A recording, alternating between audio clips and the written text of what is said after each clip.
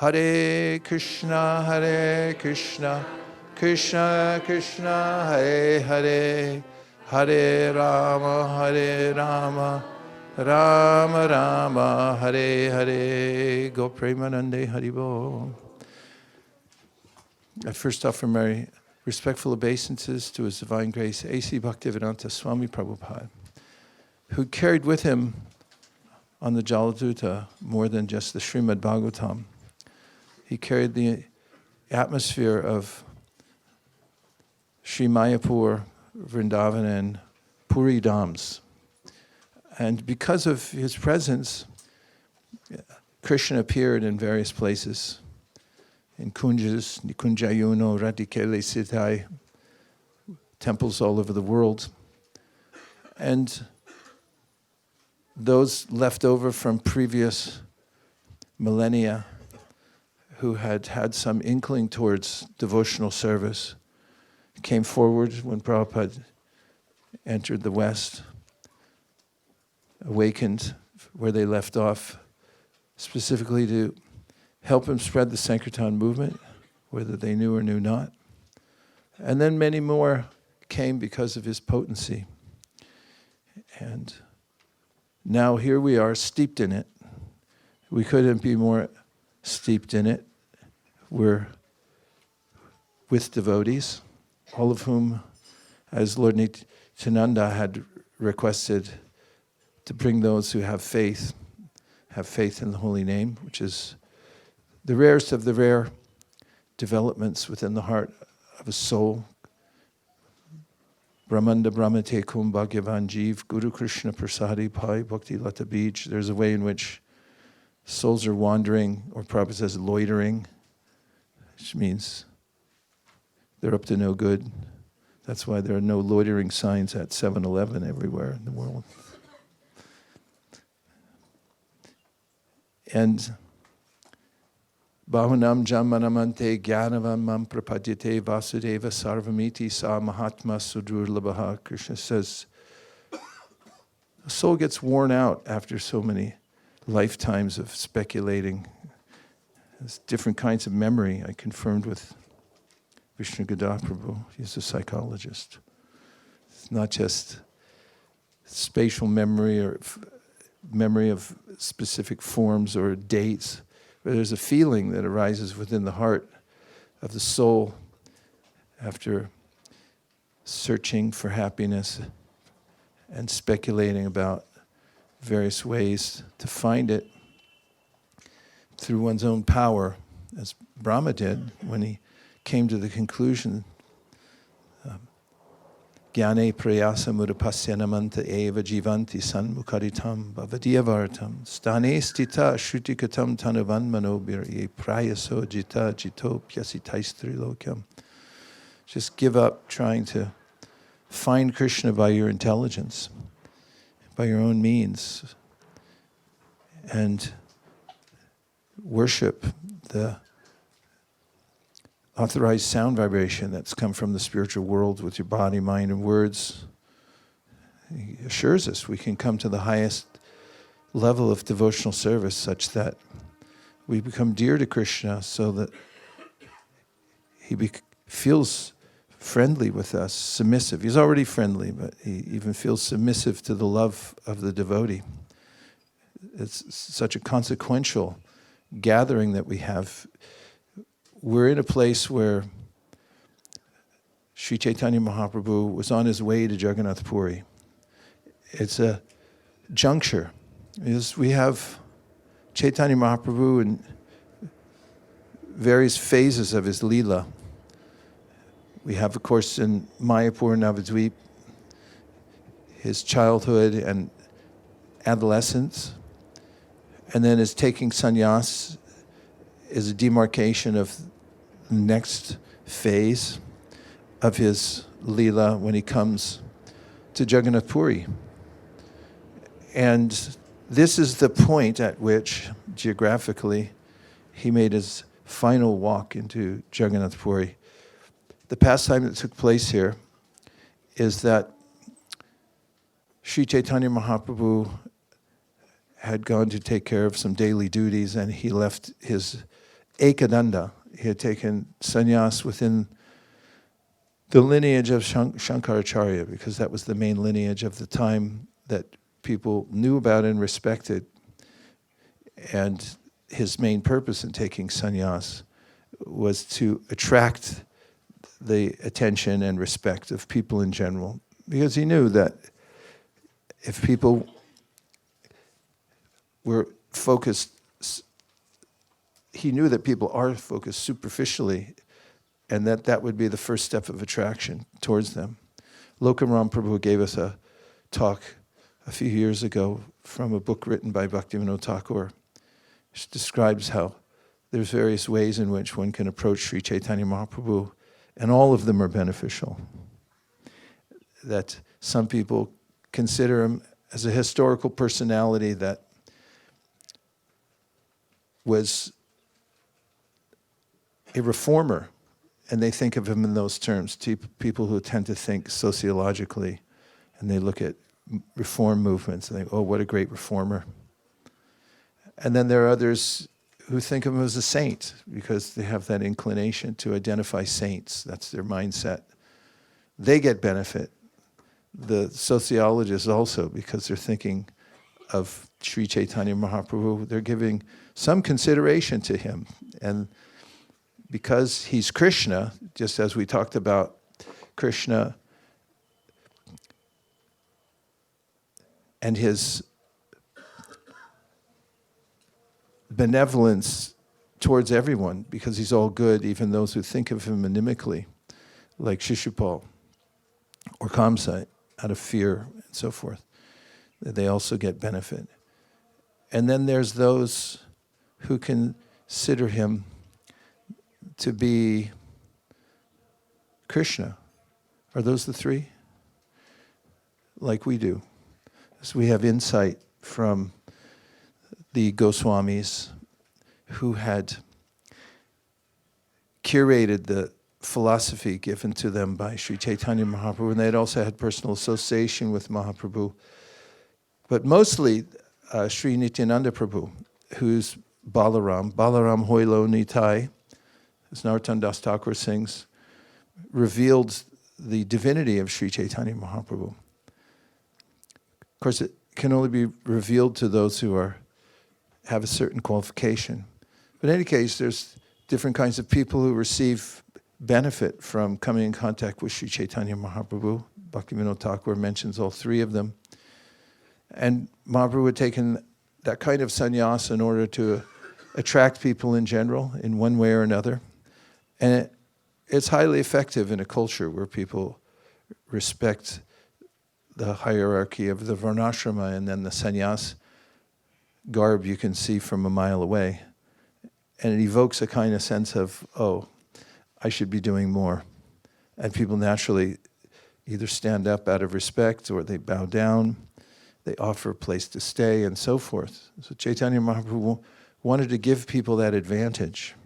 As the idea of Sankirtan, or going out, is we try to approach people in such a way that it evokes their sense of yajna. They want to give something. In fact, just at this holy tirtha, dirtiest place on earth, bus station, where we like to go, I just had this mini revelation when I was flashing a card at somebody.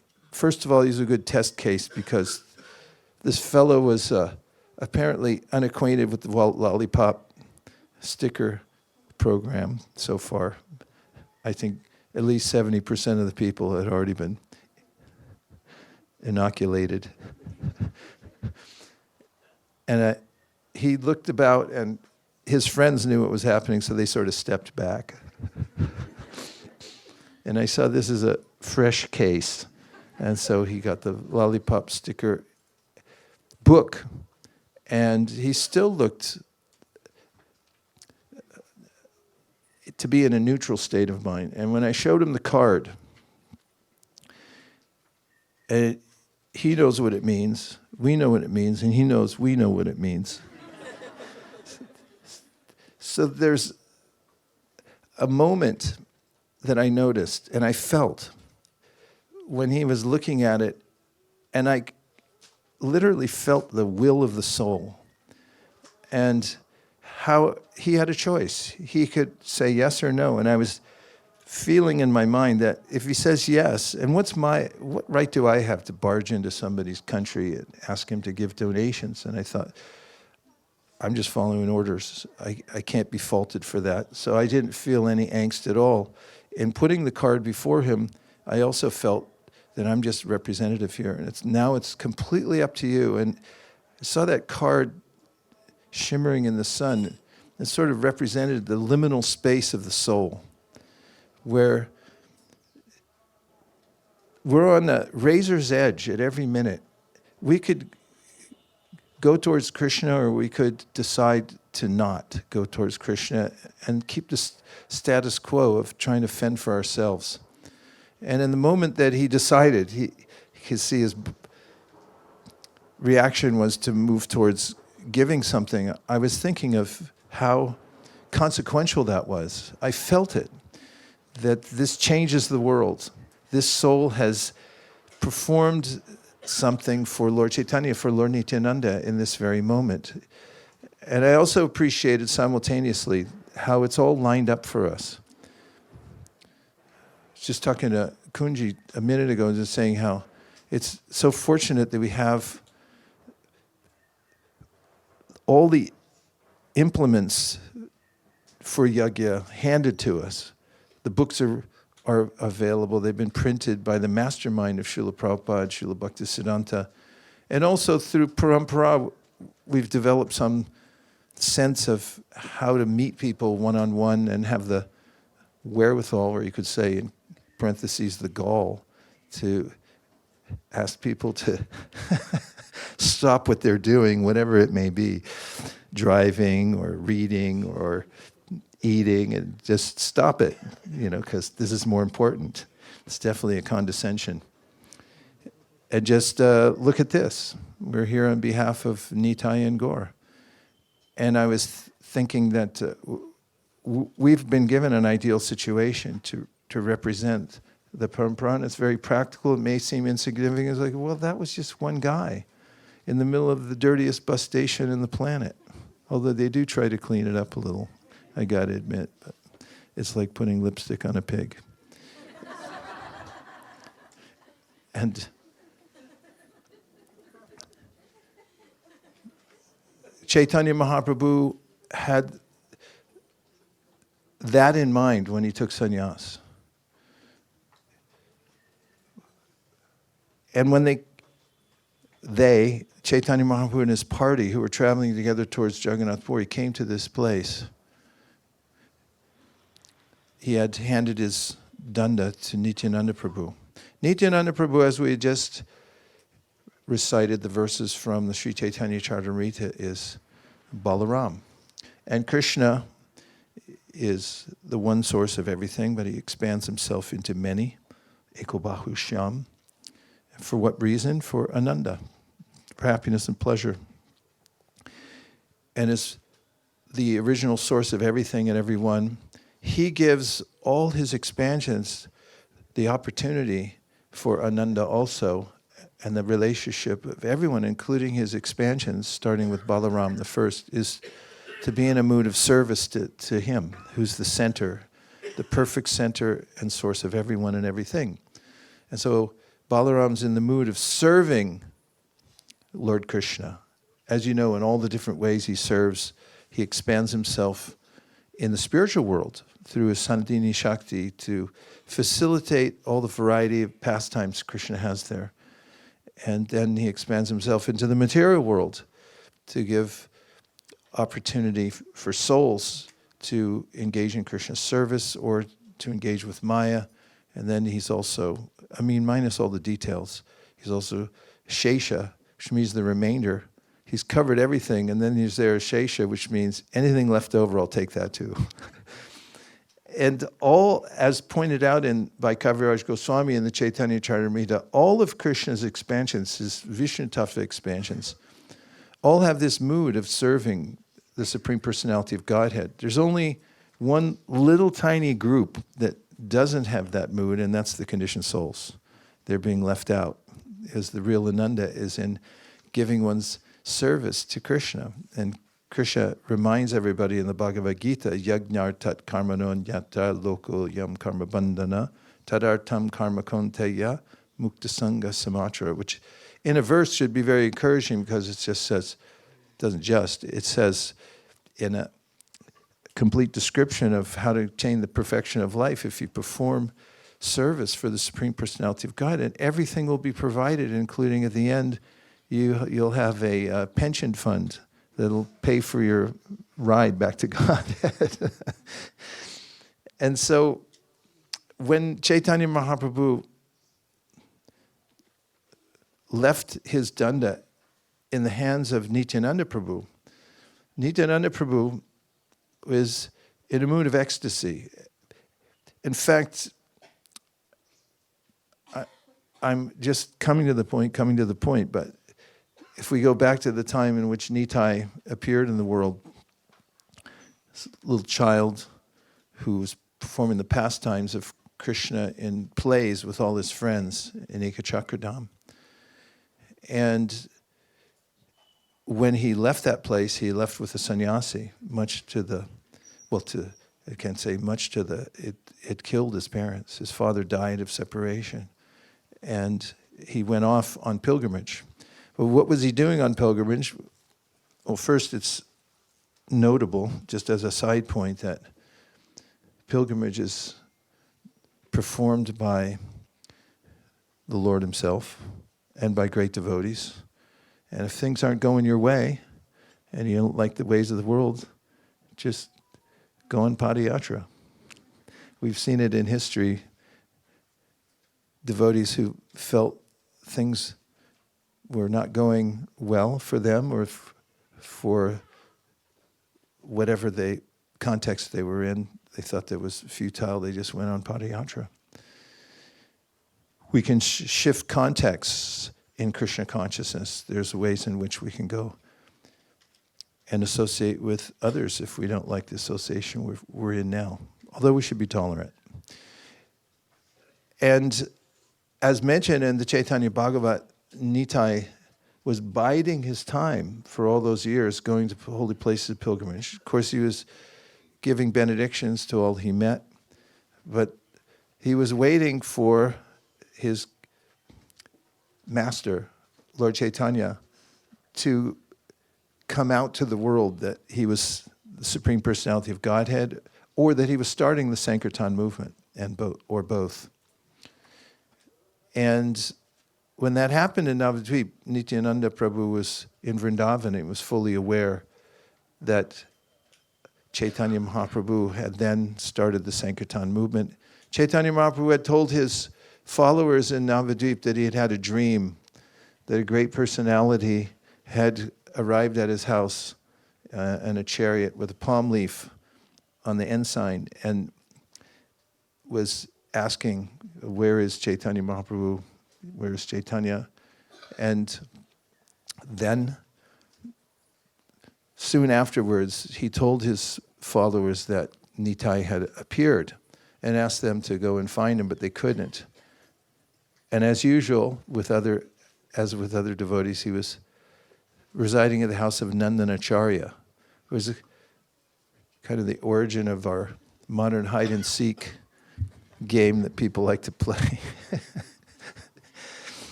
And when Chaitanya Mahaprabhu met him there's an interchange between Sri Chaitanya Mahaprabhu and Lord Nityananda, in which Lord Chaitanya worships him as the guru.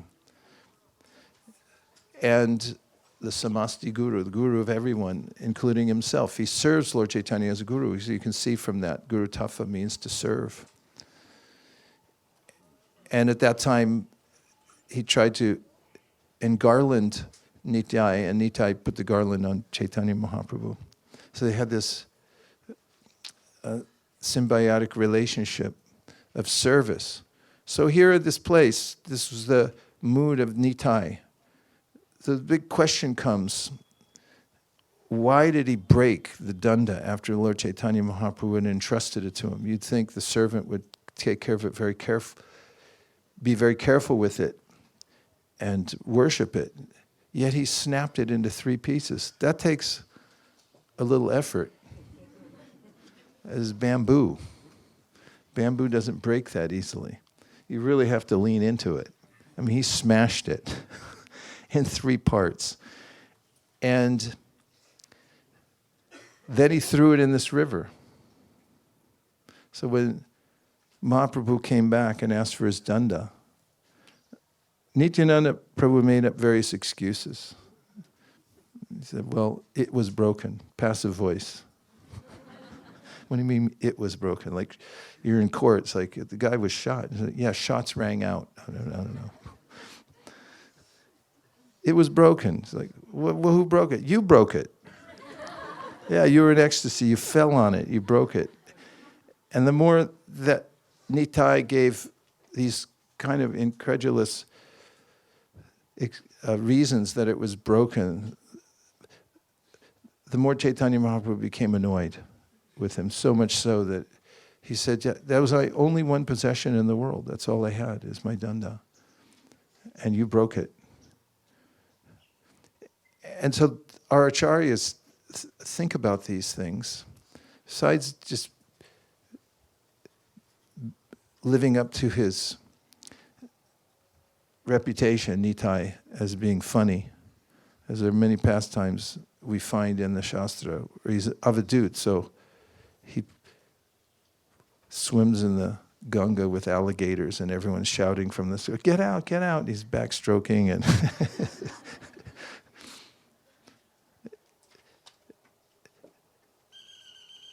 there's an analyzation of it by Srila Bhaktisiddhanta Saraswati Thakur. The crux of it is that there's a tension between the formality of practicing Krishna consciousness and the true essence of it. And to Srila Bhaktisiddhanta and other commentators, there's a way in which this is Nitai's demonstration of the most important aspect, that Lord Chaitanya should be known as the Supreme Enjoyer, Supreme Personality of Godhead, and Chaitanya Mahaprabhu complaining in order to keep up the decorum of being a sannyasi externally. So thinking about it, what it means, just taking that as a sutra-like idea, we find in the Srimad Bhagavatam a similar deconstruction of the whole idea of the Vedic project, which has to do, first of all, with introducing ways in which people can live in harmony with the world, and then coming to the Upanishads, where people question, is there something more? And then there's discussion of the difference between matter and spirit, but not a precise definition of one's relationship, sort of indirect indications. The most direct is in the Shriya Upanishad, where we hear about the relation of the soul with God, and other Upanishads, but it's getting there. And then we have other Shastras. We have the Vedanta Sutra and various darshans where people, 5 of the darshans avoid the point altogether, which is that there's a Supreme Personality of Godhead and we have a relationship with him, except for Srila Vyasadeva, who brings it right to the point. Then it needs to be explicated because people can't understand the sutras on their own. And therefore he gives the commentary of Srimad Bhagavatam, and that's something we've been discussing about from the chapter 5, first canto. Now, in the Srimad Bhagavatam, we find many of the concepts that we've heard even earlier in, for instance, the Rig Veda, turned on their head. For instance, in the Rig Veda, incidentally the oldest book in the world, Vritrasura is known as a great demon and a menace to all beings. And Indra is a great hero in that story. But we find in the Srimad Bhagavatam, their positions are inverted. And we see the inside story, which is Vṛndāvana is a pure devotee. In Rig Veda, he's the greatest demon, menace to society. In the Srimad Bhagavatam, everyone who's reading it and can tell from themselves, and the commentators bring it out even more clearly, that Indra has missed a step and is more concerned about his own job security. And Vṛndāvana is Vasudeva Parayana. He's asking, please go ahead and execute the order given to you to kill me, because I can't wait to go back to Krishna. Of course, we know he was Chitraketu, and Chitraketu was a pure devotee. And then we find in other aspects, in other stories in the Srimad Bhagavatam, these are not things unknown to you, but I'm just lining them up a little bit, just for a few seconds. Bali Maharaj, whose guru gives him a direct instruction, and then Bali decides to not follow it. That's not a Vedic thought, or Vedic thought process is you always follow the guru. But in Srimad Bhagavatam, Bali stunningly says, okay, I've understood what you said. It's not that he made a mistake. He just said, I'm not following it. Because it didn't lead to the essence. Savaipum samparo dharmo yato bhaktirat hoksije. Ahaitu kiya pratiyataya yatma supratis siddhati. The Bhagavatam's already said, Dharma projita kaitavo. We're going to kick out all the external stuff in this book. So get ready. This is the real thing here. And what is it? It's how to achieve unmotivated, uninterrupted service to the Lord. And then you get the classic Vedic society. There's the Brahmana men and their wives who are assisting them. And Kṛṣṇa sends the cowherd boys, because they say they're hungry, to meet the wives of the Brahmanas who are performing sacrifice, and they ignore them. This is indicative of those who have gone into the Vedic process but then forgotten the whole purpose of it. Possible, right?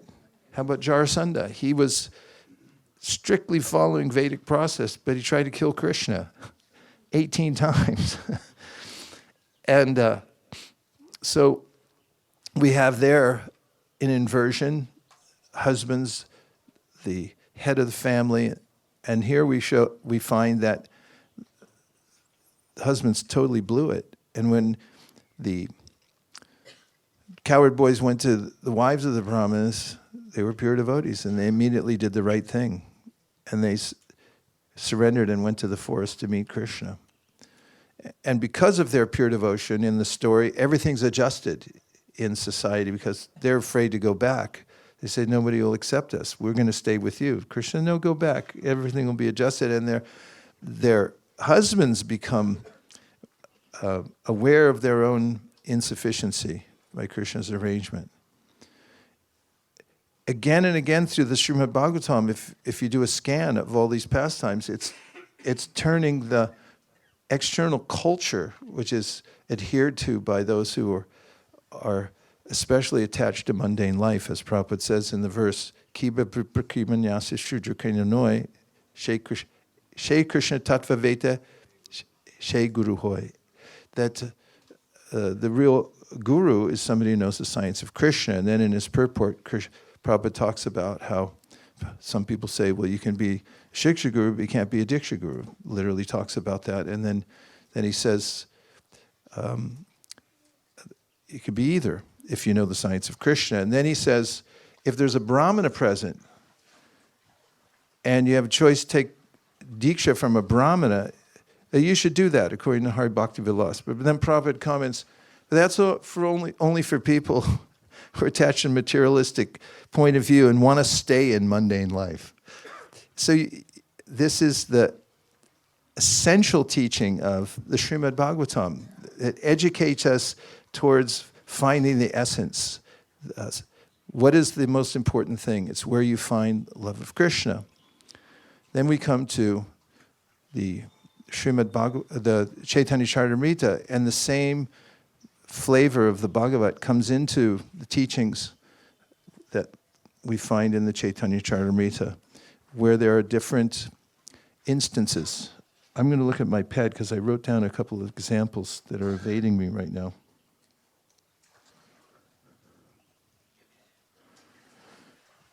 And I think you'll be able to see right away that they're parallel with the Srimad Bhagavatam. For instance, as I put at the top of the page, hierarchy correction. We have Advaita. We already talked about this one where he had thwarted the Brahminical standard according to society to give the Shraddha Patra to Haridas Thakur. And Srivas, when his son died during the kirtan,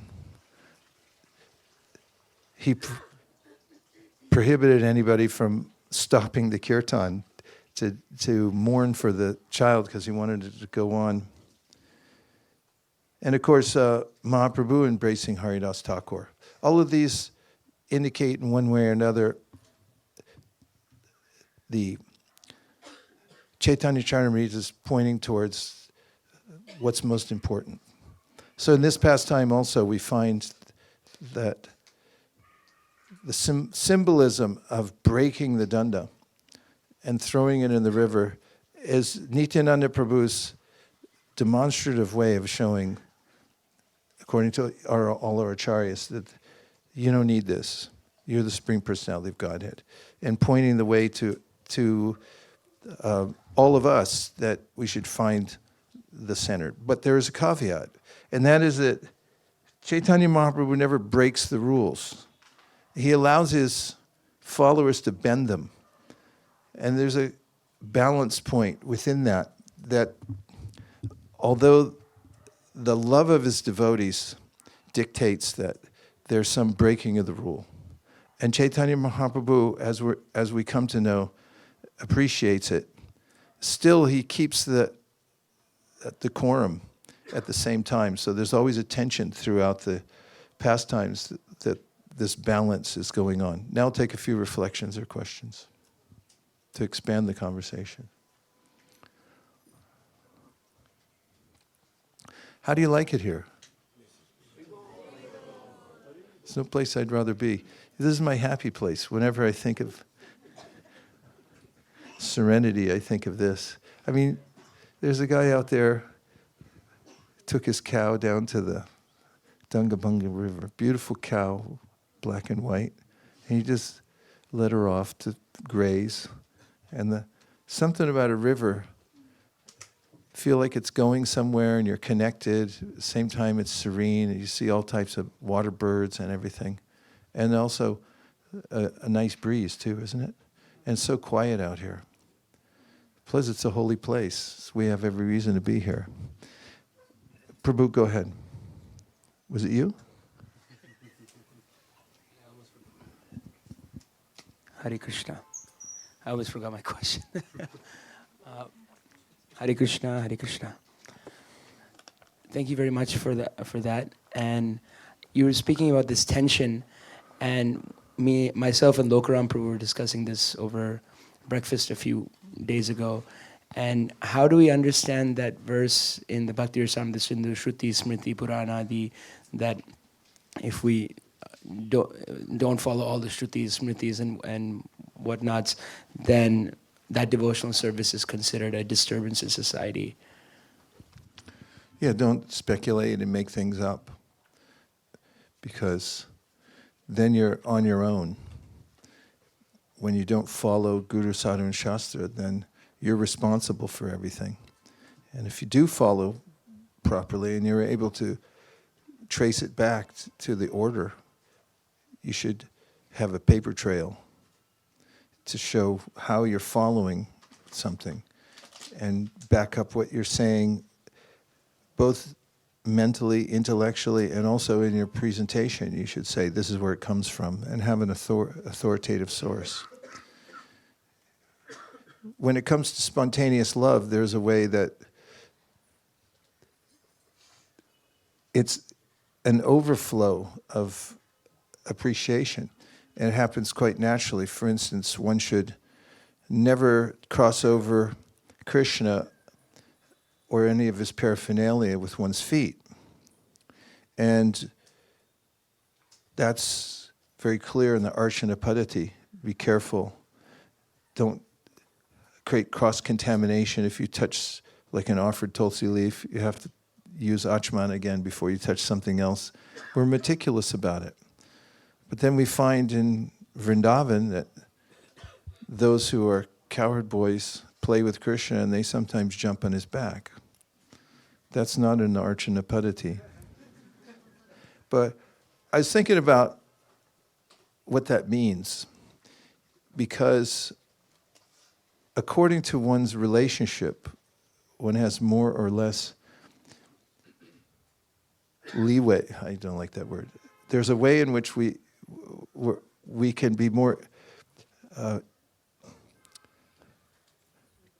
casual with people. I even don't like that, but I'm going to keep going. For instance, I've noticed with my relationships, there are gradations of intimacy in friendship, just talking about friendship. So there are friends that I've known forever, and we've been through a lot together, and we're like-minded. And there's a closeness there that allows us to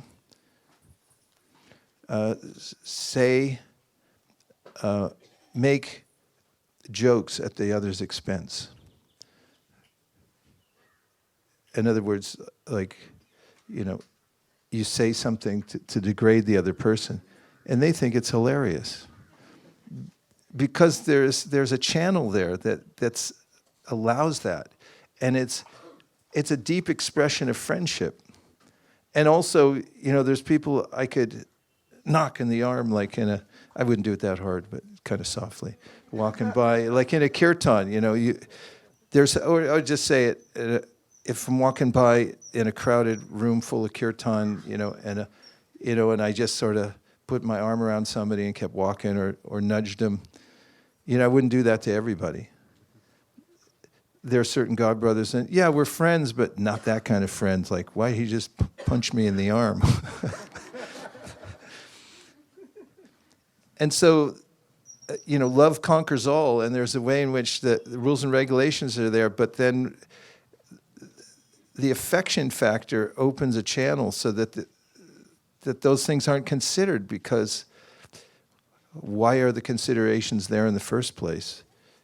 Especially in the material world, there's a sense of don't overstep your boundaries and violate somebody else's sovereignty, as everyone's envious of everybody else. So you have to be really careful, and there's etiquettes that are guardrails to protect us.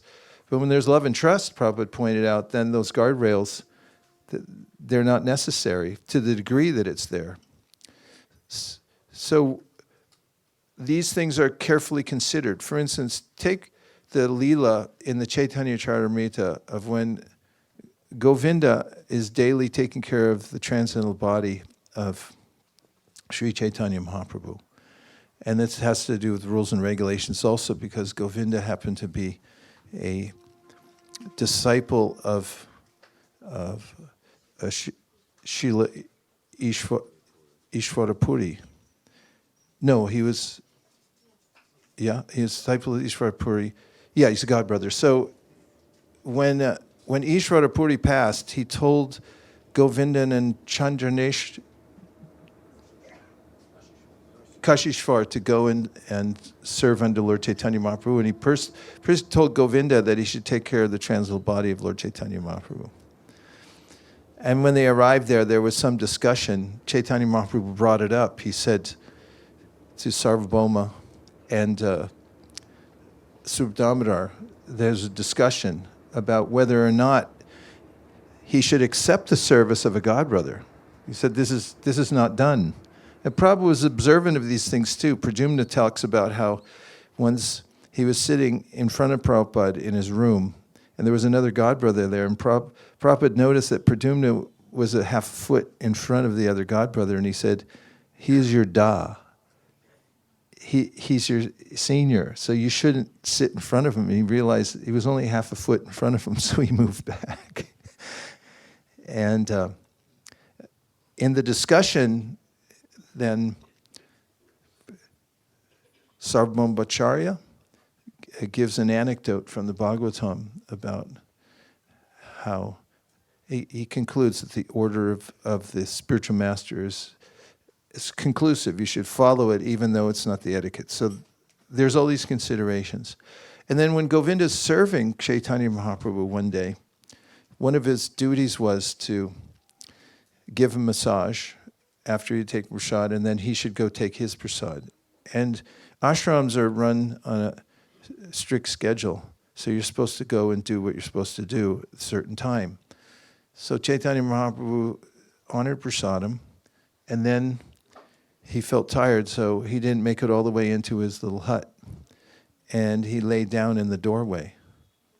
And Govinda came and was on the outside, and on the other side of Chaitanya Mahaprabhu, before the doorway entrance, and said, I need to come in, I need you to go in so that I can give you a massage. And Mahaprabhu said, do as you decide, I can't move, I'm too tired. And then Govinda, in order to access the transcendental body of the Lord, stepped over his body and gave him his massage. But then he didn't follow the schedule and go for his prasadam, which he needed to do to stay on schedule. But Chaitanya Mahaprabhu then awoke and said, what are you doing? Why are you still here? He said, because I couldn't get out because you're in the doorway. And Mahaprabhu said, well, how'd you get in? And mentally, he didn't answer because he didn't want to be impotent or sound impotent or even defend himself. It's the Vaishnava heart. But he thought to himself, I will step over you 1,000,000 times in order to serve you, but I won't step over you for my own sense gratification, which he considered going to honor prasadam. So there's that delicate consideration within the mind and heart of the servitor of how to serve Krishna. Is it serving Krishna or is it serving me? And in those considerations, there's adjustments for the rules and regulations, that how time, place, and circumstance, how Shruti, Smriti, and the Puranas are applied, and you need expert guidance to see which should be applied when. And then, of course, in loving service, the thicker it is, the less you see the guardrails there, because love conquers all. And there's a way in which then those aren't even seen anymore, because love conquers all. And in love, there's no rules. So that's where these two worlds are coming together. And interestingly, I was thinking of perhaps a parallel. I'll put it before you, and then you tell me if it has any weight in this conversation. Where Krishna says, Raga dvesha vimuktaistu vishayan indriyaishcharan atmavashara videyatma prasadam adhigacchati. There's a kind of a tension in the practice of devotional service also.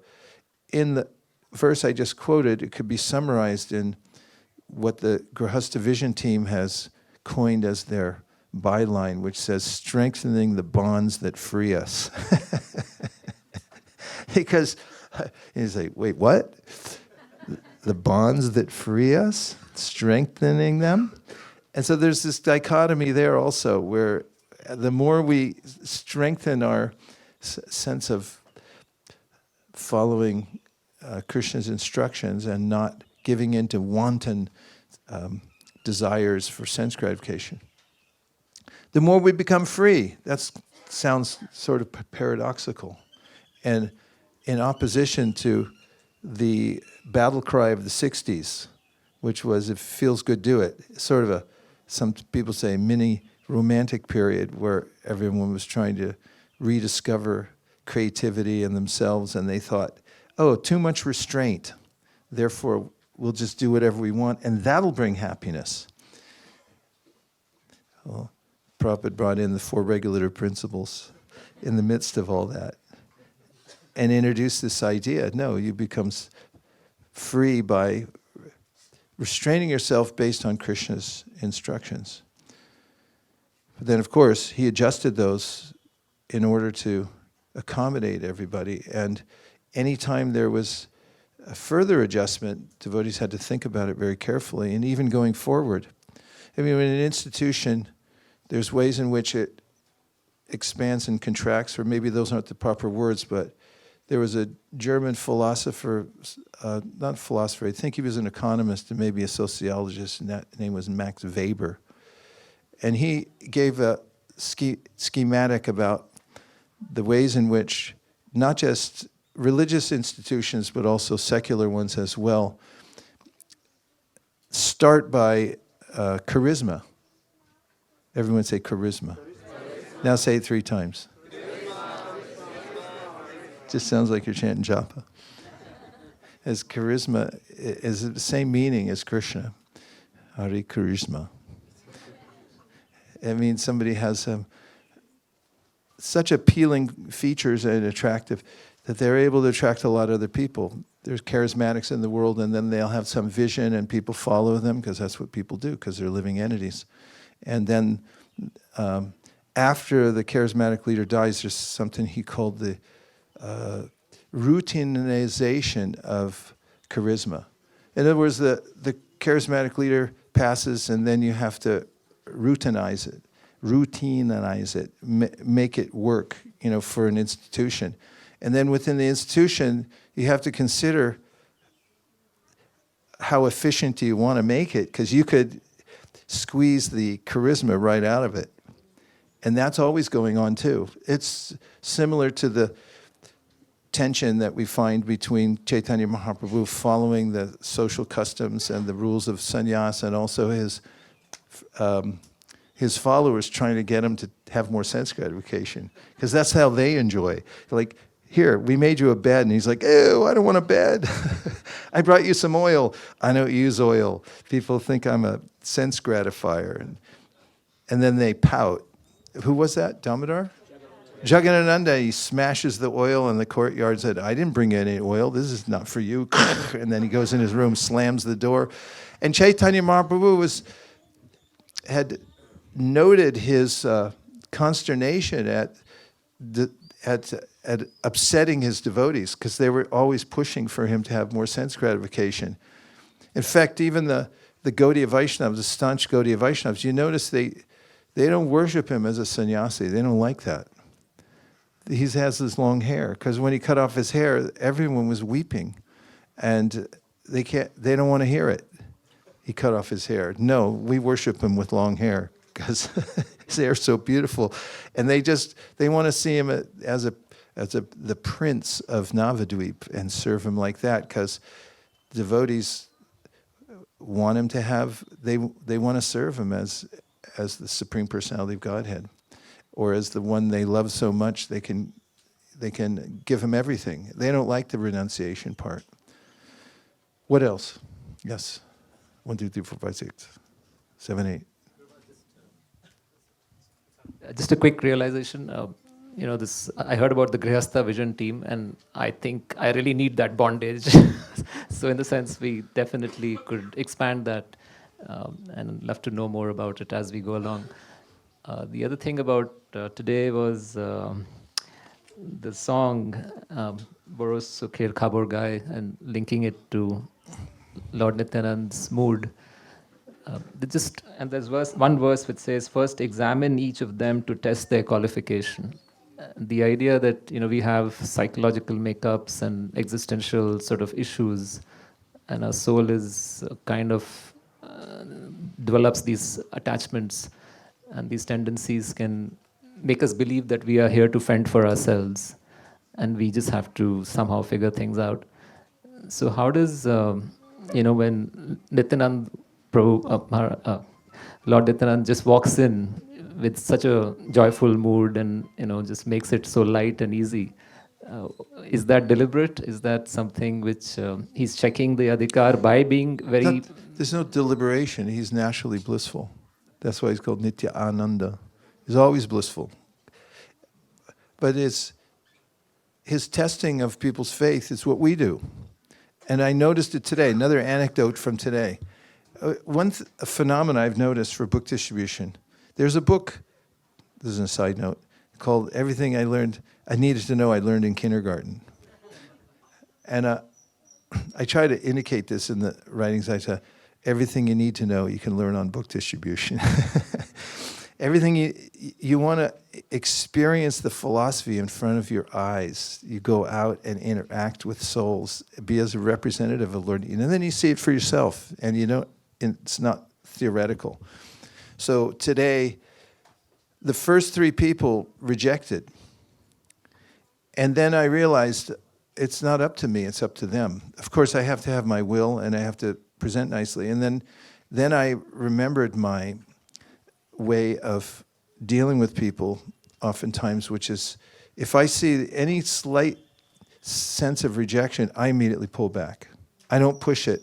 And I just noticed that becomes a cause of their curiosity being piqued. And they wait a minute, what did I miss? So we talked to this one guy, and I was so detached after 3 people. I said, that's it. I'm dropping any expectation, because there must be a molecule of expectation that's causing this resistance. And so I said, I'm totally detached. I'm here as a representative. It's up to your adhikari whether you take or don't take. And so I started to show the guy, and I saw hesitation, so I pulled it back. And then he was like, wait a minute, what is that? And Lord Nityananda, of course, he's so unlimitedly merciful. He's famous for taking the best out of the worst. In fact, that's something I wanted to read to you really quickly, because it kind of goes along with this. Does my phone? It's in the bag. And I mentioned it the other day, but I want to read you just a few lines of a commentary from Vishwanath Chakravarti Thakur, who's commenting on the 4th canto of the Srimad Bhagavatam. And I'm stalling so I can see if I can actually open this. And I can. I'm so proud of myself. My nemesis, the phone and technology. Well, I'm not there yet. Here it is. He comments on a verse in the Bhagavatam about the outlook of various people in judging others. And so here are, according to him, 4 types of bad people. They're bad because they're infected by the lower modes. So the first one's called asadu. Not a sadhu, but asadu. And he thinks, according to Vishwanath Chakravarti Thakur, from now on there's a colon, and that's everything I say is that, thinks that good qualities in others will turn into faults. So he sees good qualities, think, yeah, that'll change. He can't maintain it. Then there's asadutara. That's his next classification. A person sees the faults in others and overlooks their good qualities. The next one is called asadutama. He takes the small faults in a person and magnifies them and sees no good qualities at all. Then the topmost of bad people, ati asaduthatmana. Ati means extreme, right? So this is, he sees faults in others even when there are no faults. You need a little relief? Here's the sadhu side, the good ones. The first one he calls mahat. He overlooks the faults to see the good qualities. Second one is called mahatara. He praises the good qualities, but not the bad qualities. 3, mahatara takes small good qualities and magnifies them and does not see the small faults. And number 4, ati mahatama, sees good qualities in others where there are none. And so Lord Nityananda is known as the Adosha Darshi. Adosha means he sees no fault. Darshi means see. He doesn't see any faults in others. That's uncommon. But you got to bring something from your side. So he tries to bring out the faith in people so that they will want to chant the holy names. And I've seen that. There's a godbrother I had, passed away just before Prabhupada did. His name was Jayananda. I was fortunate to join the ashram when he was the ashram leader, taking care of the new bhaktas. And I didn't know how exalted of a nature he had because he was so humble. I just thought he was one of the bhaktas. And he was a touchstone because he had a way of attracting people who had no attraction and bringing them closer to Krishna. Example, there's 2 devotees who are hoodlums. You know what a hoodlum is? Like gang member? Dacoits. Does that help?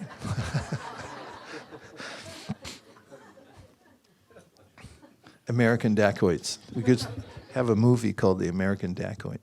And they were dangerous people in gangs, and they met Jayananda. And they were so taken with him, and this is reminiscent of Srinivasacharya's glorification of the 6 Goswamis, is that they were appreciated by the gentle and the ruffians. And so Jayananda was so disarming because of his humility and his soft character and his ati sadhudatama, that he saw good qualities in even people that didn't have him. Somehow it brought the best out in him, because what he did was, and they'll tell you the story, only one of them's still living, but he'll tell you the story about he had an interaction with them. They were a little taken with somebody that, number 1, wasn't afraid of them, and number 2, was so humble and mature at the same time. He wasn't a dummy. And he had, after meeting them, showed up at their house and cooked them breakfast. And as the story goes, they didn't even know he was in there. They just heard somebody in the kitchen. I don't know if that had got embellished or not. That sounds dangerous, walking in a dacoit's house and cooking breakfast for them. But whatever happened, they showed up at the San Francisco temple, and they wanted to find all the other people like him, because they just changed because they had the association with them. So Lord Nityananda was like that. And I read to you the other day, and Sudhir will produce it within 15 seconds, a couple of points that Prabhupada makes about our position as instruments can be enhanced by our own purity and our own desire to want to fan the spark within someone else. That was 9 seconds. Here's from 4.29.46, purport in the Srimad Bhagavatam.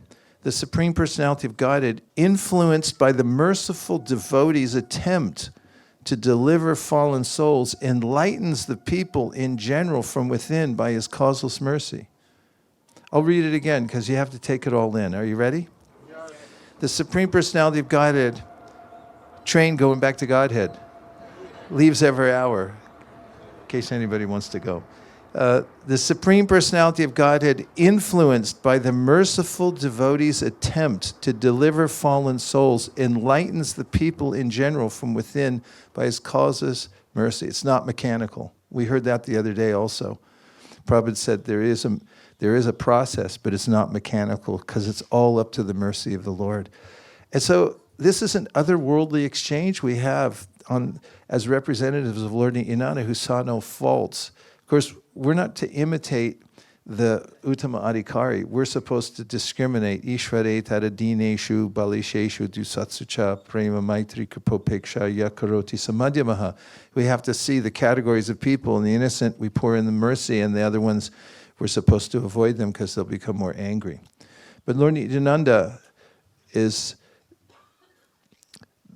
the perfect Uttama Adhikari.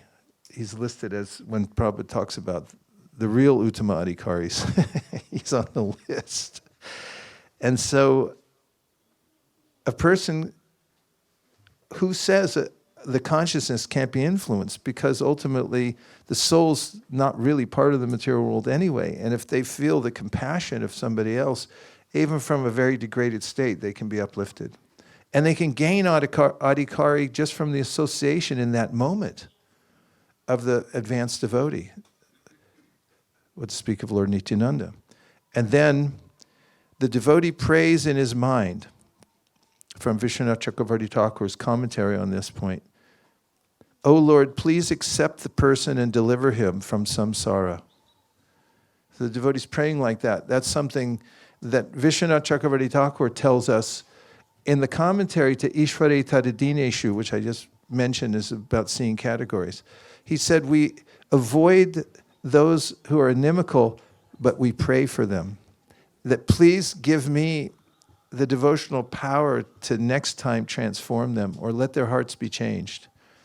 And that's the life of following in the footsteps of Lord Nityananda. There was a couple of other questions, yeah. You have the mic? I don't know. Here. It's definitely your turn. I remember when we were living in Harlem and you came and gave Bhagavatam class, we were relishing that 4/29/46. Of late, I've been meditating on somehow or another become Krishna conscious.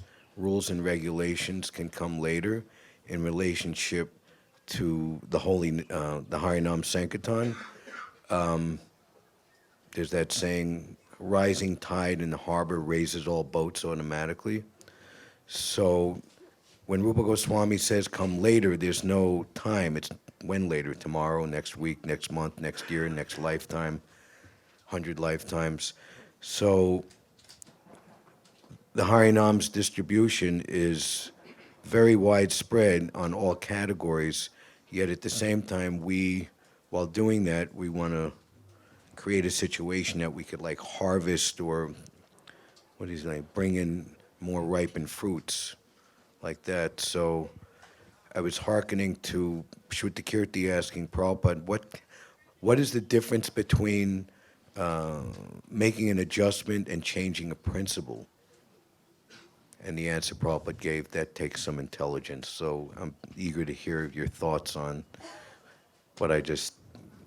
my thought process there. Rising tide lifts all boats in the harbor, and the Harinam Sankirtan, from my perspective, and I mentioned this the other day, that's my favorite seat, is in the Harinam, watching people go by and their reactions, because you see where it falls. And also, sometimes people are walking dogs by, and the dogs the kartals are probably too much, and I feel bad for the dog because those are really shrill. But at the same time, I'm thinking that dog's getting the holy name, and then you see people who react in different ways because the holy name is touching them, and you can see, like some people try to avoid hearing it, and they walk by really fast, or I've even seen people cover their ears. And then there are people that pretend it's not even there. We once left the Brooklyn Temple, this uproarious Harinam. It was thunderous. And we were going down the street, and I saw these guys loading boxes from those underground things. And we went right by them. We were 2 feet away, and they pretended like we weren't there. And I was thinking, yeah, right. Good luck with that. Try to ignore it's there. And we felt just so empowered to be in the middle of the whole thing that even if you try to ignore it, it's not going to work. It's so powerful. And I've also observed that living entities are smart because they're part and parcel of Krishna. They figure stuff out, and then it's up to their free will whether they want to do it or not. That's always the most interesting thing on earth, is to see somebody show up and they go, yeah, I'm going to surrender. I go, really? How did you come to that conclusion? And yeah, I heard the holy name. I read this book, and it's like, but you really want to do this, right? It's like, yeah, I really want to do it. It's like, living entities are naturally smart. They're spiritual beings. They're part of Krishna, and they kind of know what to do. They're just, I like what Devamrita Swami said, there's a mass consensual trance.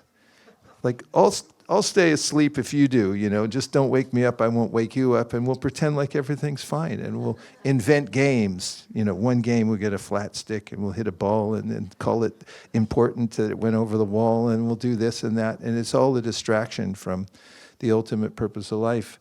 So there's the great reckoning when the holy name comes. Then you see the souls, it's like, for gold, you do the panning. You get a whole clump of the riverbed matter, and you know about this? It was just in California, the 49-year gold rush. And then you can see the little gold things come out. So it's a kind of a mysterious process, which souls decide that they want to come. And as far as figuring out the principles, it's not that hard. Like Lord Chaitanya breaks it down, there's 64 items of devotional service.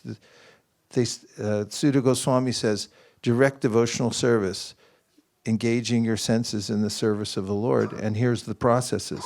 And then Lord Chaitanya says, here's the 5 that are most important. Those are pretty easy to figure out. Are we doing it or not doing it? And then we have mission statements, like the mission statement for the Krishna consciousness movement is Jive Doi Krishna Nam Sarva Dharma Sar. The sar, the essence of our religion, is to give mercy to others. Are you doing it or aren't you doing it? Or are you getting caught up in some kind of bureaucracies that's holding it back? And so if we just dig a little deeper and look for the essence, we say that's the principle and stick with it, and it always works. That's what's nice about principles, is they always work. That's why they're called principles. And the details don't always work because they're superfluous to the essence. That's all I can say for now. Oh, we got to go. Really? We're going to take a dip, too. You can jump off the edge here. Oh, man, I'm so sorry. I took up all our time. I thought we were going to be here for a while. Where's Divyanam? Where's Shraddha? Yeah, but I don't know what time it is.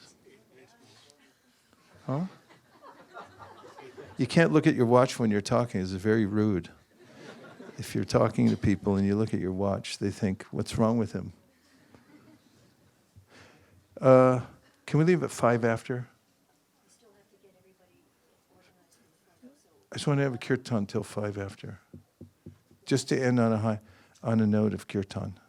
And then we'll go have a picture. Very efficiently. Good?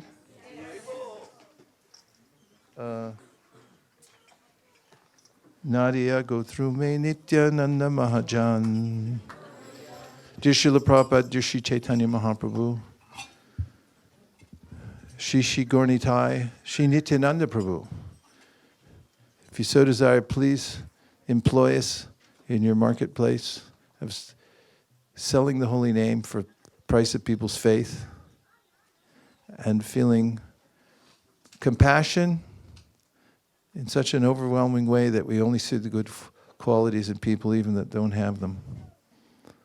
That we become gentle souls in spreading Krishna conscious movement and fiery against those who try to impede the channel that Lord Nityananda cut to drown the world in Lord Chaitanya's mercy.